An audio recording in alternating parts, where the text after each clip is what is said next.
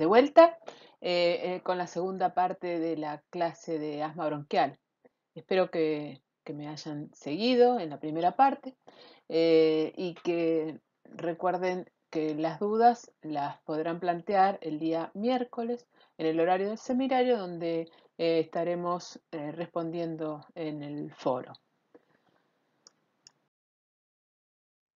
Bueno, así como nos planteamos objetivos para la primera clase, también nos planteamos objetivos para esta segunda parte, que básicamente vamos a encarar la parte clínica eh, y al finalizar la misma deberán enumerar las consecuencias clínicas de la inflamación bronquial en el asma. Deberán describir la espirometría en el paciente asmático y, como hablamos antes, vamos a darles los conceptos de remodelado de la vía aérea. Bueno, vamos a hacer un breve repaso con dos diapositivas. Recordemos que el asma se desencadena debido a la respuesta a algunos gatilladores o algunos factores desencadenantes y que una vez que se pone en contacto con estos alergenos que desencadenan la respuesta asmática hay una fase inmunitaria temprana y una fase tardía. Y en la primera van a tener vital importancia células como los mastocitos, los macrófagos y los linfocitos Th2, que luego de tomar contacto con el antígeno se unen a la fracción Fc de la inmunoglobulina E, a los receptores, y ya activados ejercen su acción liberando mediadores inflamatorios. En la fase tardía, lo que sucede es que ya el paciente se encuentra sensibilizado y cuando nuevamente toma contacto con otro alergeno, las células que básicamente van a responder rápidamente a esta reacción van a ser los eosinófilos especialmente y también los neutrófilos y los macrófagos que liberando sustancias mediadoras van a desencadenar la crisis asmática. Entonces, debido a todas estas funciones que mencionamos recién, básicamente lo que va a ocurrir es un fenómeno inflamatorio que como resultado final va a producir la obstrucción de la vía aérea, que como dijimos es una obstrucción variable de la vía aérea. ¿Por qué se produce esa obstrucción? Porque se produce contracción del músculo liso bronquial, lo que lleva a la broncoconstricción, edema parietal y aumento de las secreciones bronquiales. Todo esto entonces lleva a la disminución luminal. Luego de la obstrucción, ¿qué sucede a nivel respiratorio? Hay un aumento de la resistencia y un aumento del trabajo respiratorio. Por lo tanto, los flujos respiratorios van a disminuir, tanto el flujo expiratorio como por atrapamiento aéreo el flujo inspiratorio. Entonces, si hablamos de clínica, ya mencionamos cuáles eran los síntomas cardinales de la enfermedad. Tos, disnea o presión torácica. También, por supuesto, el paciente puede tener sibilancias y frecuentemente y puede referir sensación de muerte inminente. Lo característico es que estos síntomas normalmente ocurren o empeoran durante la noche o, como dijimos, cuando hay factores exacerbantes, frío, ejercicio, etc. Y la limitación al flujo aéreo, volvemos a decir que es reversible y variable.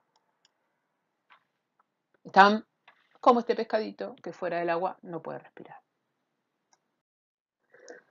Bueno, para que no se olviden, tos, disnea, opresión torácica y también las sibilancias, ¿sí? El ruidito que uno puede escucharlo muchas veces sin necesidad de apoyar el estetoscopio en el paciente. Y esto fíjense que todos los dibujitos de la tos en general están tosiendo con la mano al estilo Larreta. No se debe toser así, sino recuerden, especialmente en estas épocas, toser en el pliegue del codo. Bueno, con respecto al remodelado de la vía aérea que les había mencionado anteriormente, ¿qué es lo que se produce? En realidad se lleva a la cronicidad el estado previo que se había desencadenado en la génesis del asma. La a nivel muscular hay mayor hiperplasia e hipertrofia y esto se desencadena en una fibrosis a nivel muscular. ¿Qué quiere decir esto? Que se forman tractos fibróticos que son irreversibles y que por lo tanto llevan a una caída importante de los flujos expiratorios en forma crónica. ¿Por qué se produce? Bueno, como dijimos, hay un epitelio mesenquimatoso que muchas veces es un epitelio de transición, que por debajo se encuentra hay un adelgazamiento de la membrana basal y se produce por acción de, como dijimos, de sustancias mediadoras y se desencadena la proliferación de fibroblastos y miofibroblastos in situ, es decir, en la capa muscular. Esto recluta stem cells, se produce angiogénesis, desagregación del músculo liso y trae como consecuencia lo que se denomina remodelado. Fíjense si ustedes comparan la mucosa normal, la mucosa inflamatoria, ¿se acuerdan que hablamos que había células inflamatorias en la submucosa, especialmente neutrófilos, moco? Pero ¿qué sucede en el remodelado? Bueno, hay una pérdida de la función pulmonar debido a que hay marcada hiperplasia e hipertrofia de la capa muscular. Hay hiperplasia de las células caliciformes y de las glándulas mucosas con la consiguiente producción de tapón mucoso. Entonces, recuerden que el remodelado se ve en asmáticos en general moderados a severos, pero que también pueden verse en asmáticos leves. Y la gravedad de este evento reside en que tiene una pérdida acelerada de la función pulmonar, hasta 50 mililitros por año, y básicamente que es irreversible. A diferencia de la anterior, que como dijimos y repetimos, es una obstrucción variable y reversible del flujo aéreo. Bueno, vamos a hablar un poquito de diagnóstico, que es elemental para saber si hay alteraciones en la función pulmonar, realizar ciertas pruebas para conocer el diagnóstico, la severidad, la evolución y para realizar un control del tratamiento. ¿Cuál es la prueba necesaria para realizar en estos pacientes? La espirometría. Bueno, y si queremos estudiar al paciente asmático y ver cómo evoluciona y ver si responde a broncodilatadores, mejorando los volúmenes y las capacidades, mejorando la espirometría, tenemos que recordar cuáles son esos volúmenes y cuáles son esas capacidades.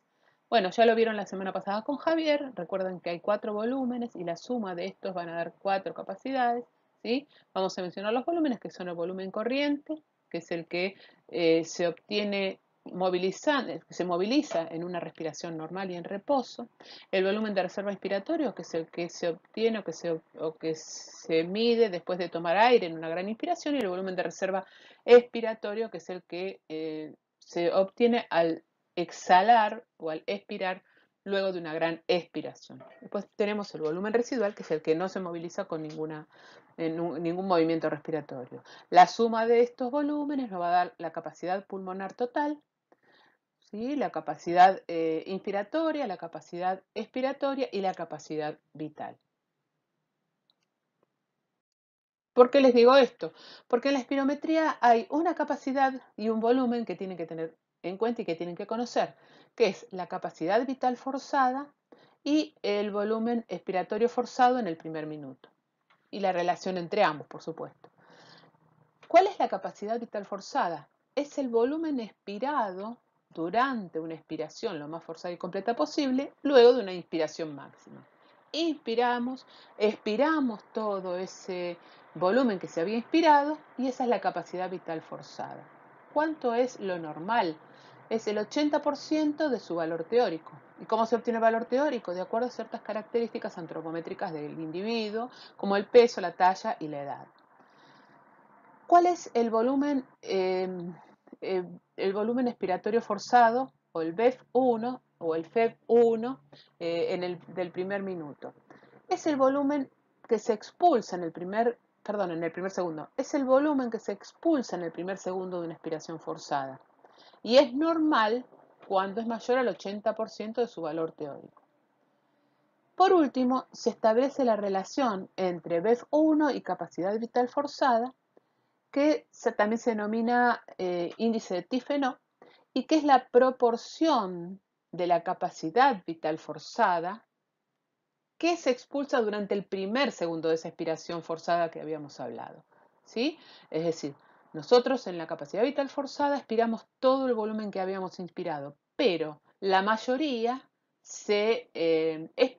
la expiración se realiza la mayoría de ese volumen en el primer segundo. ¿Cuánto? Hasta un 80%, dijimos. Si esa relación, si alguno de estos elementos varía, va a variar esta relación. Esta relación entre el BEF1 y la capacidad vital forzada tiene que ser igual o mayor al 70%. Entonces, si nosotros trazáramos una curva de volumen y en el tiempo en el cual ese volumen se elimina y se expira, tendríamos una curva normal, ¿sí? Donde en el primer segundo tenemos el BEF1, es decir, lo expirado en el primer segundo, que tiene que ser el 80% de la capacidad vital forzada total. ¿Qué sucede si hay una patología de tipo obstructiva? Fíjense cómo hay atrapamiento aéreo. En el primer segundo no se va a lograr expirar la totalidad de esa capacidad vital forzada, sino que va a ser mucho menor. Y la capacidad vital forzada también va a estar disminuida. Entonces, en el desorden obstructivo, como les decía, disminuye el BEF1, disminuye la capacidad vital forzada, pero después normalmente se puede llegar a expirar una gran cantidad, no disminuye tanto como el BEF1, por lo cual el índice va a estar disminuido. ¿Qué sucede en el desorden o en la alteración de tipo restrictiva?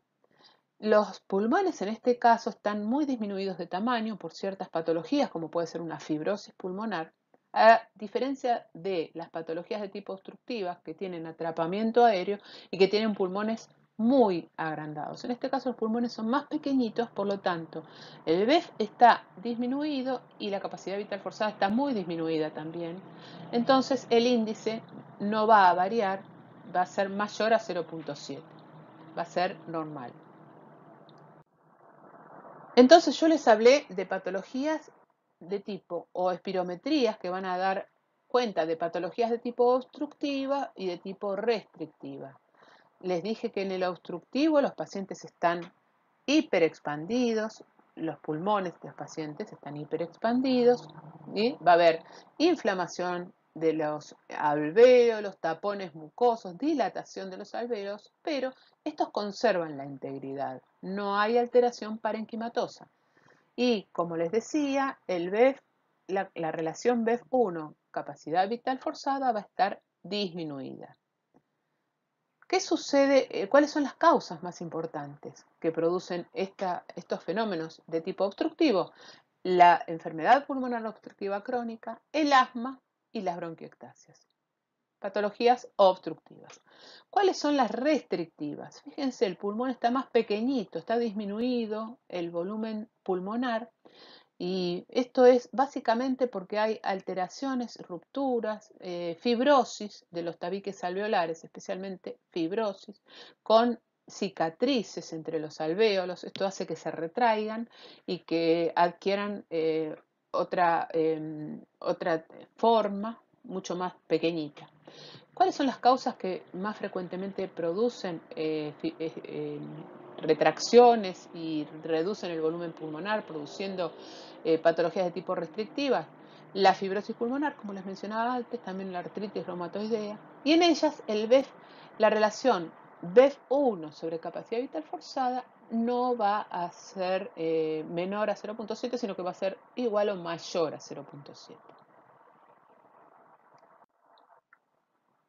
Si trazáramos una curva de volumen, o sea, relacionando el flujo y el volumen, ¿qué veríamos en un paciente que tiene una patología de tipo obstructivo? Fíjense, esta es la curva normal La máxima expiración se denomina pico flujo expiratorio, ¿sí? Que lo encontramos en la curva más alta, en la parte más alta de la curva. Y después desciende.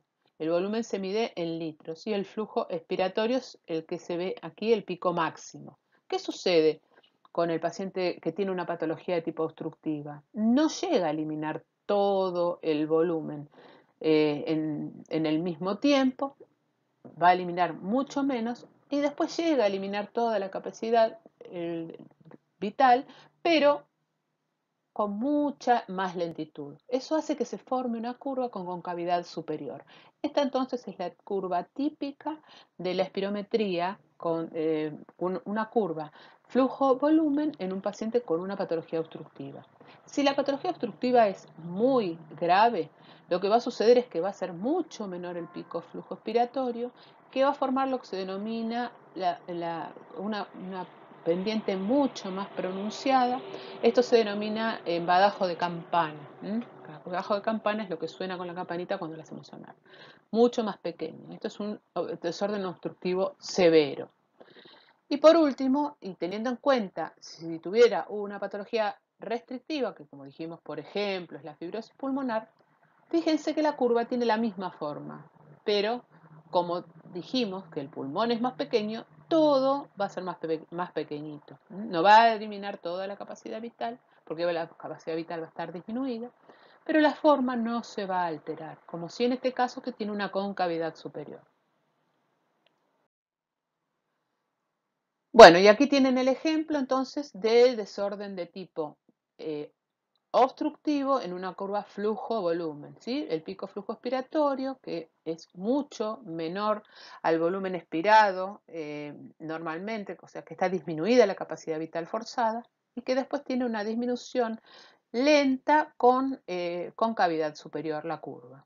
Y la curva volumen-tiempo con un BEF1 que está retrasado, ¿sí? El BEF1 está disminuido porque no elimina todo en el primer segundo, y una capacidad vital forzada también disminuida, pero en menor cantidad que el BEF1.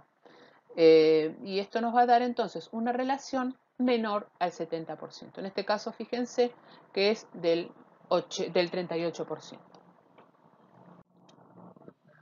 Dos palabras entonces con respecto a las características radiológicas que aparecen en el asma bronquial. En general, en el asma entre crisis el pulmón es normal, pero hay ciertas características que nos hablan de atrapamiento aéreo y que va a ser la hiperclaridad parenquimatosa, el pulmón se va a ver negro porque está lleno de aire.